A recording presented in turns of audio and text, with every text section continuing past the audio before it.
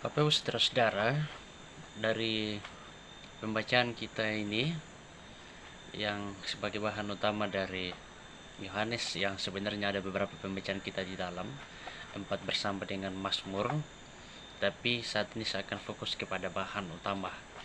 Jadi tema yang kita akan renungkan pada hari Minggu mendatang yaitu kasih yang benar, atau kalau dalam bahasa Toraja itu dikatakan Pak Kaborotongan, kasih yang benar atau Pak Kaborotongan. Nah, Bapak Ibu saudara-saudara, mungkin kita pernah berpikir tentang bagaimana kita untuk melakukan kasih yang setulusnya, kasih yang benar kepada orang-orang yang kita cintai, baik kepada anak kepada orang tua kepada anak, istri kepada suami, suami kepada istri, atau seperti apa. Semuanya ini adalah merupakan dambaan setiap orang, bahkan harapan-harapan dari setiap orang bagaimana untuk membahagiakan dan untuk dibahagiakan. Tapi kita akan melihat dari pembacaan kita di sini kira-kira apa ini maksud dengan kasih yang benar batu Pak Kaborotongan.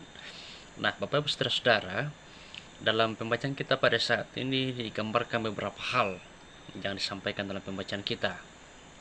Salah satunya adalah bagaimana kedekatan Yesus bersama dengan keluarga Lazarus.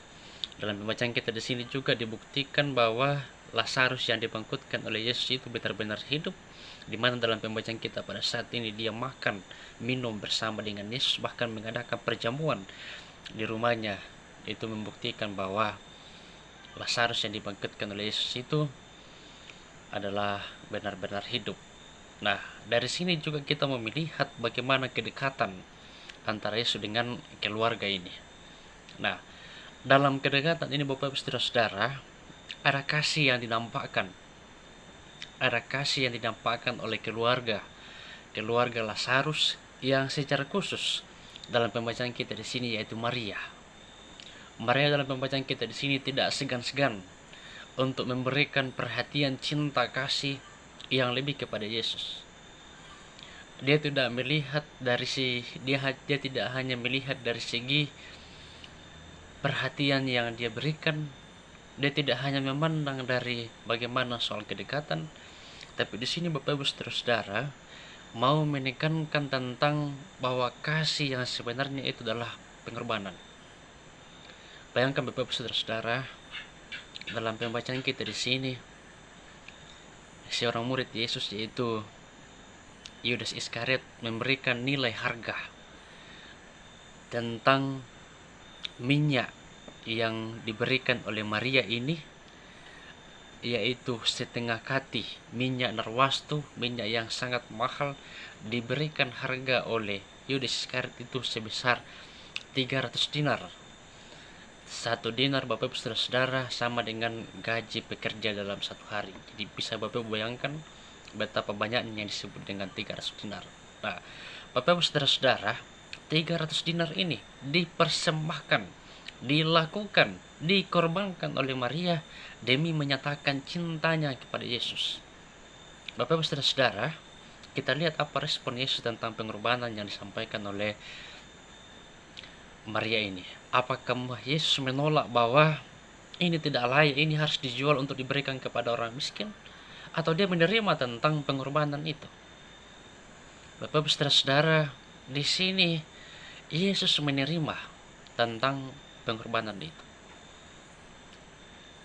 Maria memberikannya dengan sangat ikhlas kepada Yesus, dengan tanpa mempertimbangkan tentang harganya, lalu Yesus menerimanya.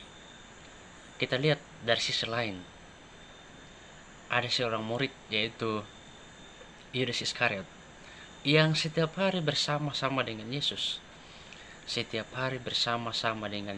bahkan orang kepercayaan Yesus. Mendingan Bapak Ibu saudara-saudara, ketika kita mempercayai seseorang, maka kita akan memberikan uang kita untuk dia. Kalau kita percaya, ketika kita punya sesuatu yang sangat berharga, pasti kita akan memberikannya kepada orang yang kita percaya.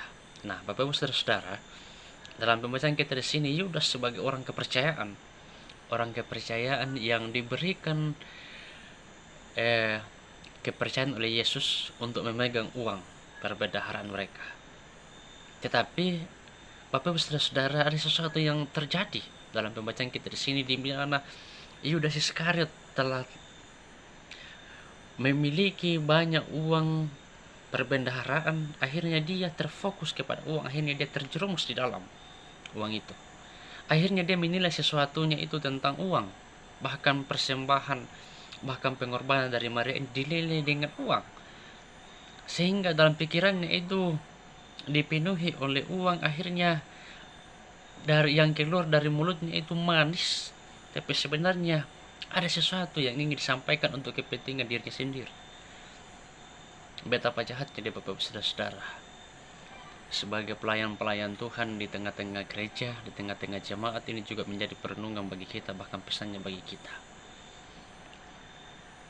Bahkan sebagai orang-orang Kristiani yang setiap hari bersara di dalam gedung gereja, mendengarkan firman, mendengarkan, bahkan menjadi pelayan-pelayan Tuhan, jangan sampai kita mengatasnamakan pelayanan demi sebuah uang. Kita mengatasnamakan pelayanan demi kepentingan diri kita sendiri. Hal ini menjadi perenungan dalam Prapaskah keempat ini. Sebagai pendengar, sebagai jemaat, mungkin kita juga sering mendengarkan firman. Kalau ada sesuatu yang mengenai kepada diri kita, itu kita lemparkan kepada orang lain. Kita mengambil sesuatu yang bisa mendukung tentang perbuatan kita yang tidak baik untuk mendukung diri kita sendiri. Bapak, saudara-saudara, hal ini juga termasuk bahwa kita tidak menerima respon tentang keselamatan itu dengan penuh sukacita. Bahkan kita memanfaatkan ibadah-ibadah, pelayanan-pelayanan untuk kepentingan diri sendiri. Cinta yang tulus, kasih yang tulus, Pak Kaborok Tuhan tidak memandang dari segi jumlah, tapi dari segi ikhlasan, bagaimana kita untuk menilai semuanya itu. Selamat mempersiapkan diri dalam minggu yang akan datang. Sampai jumpa.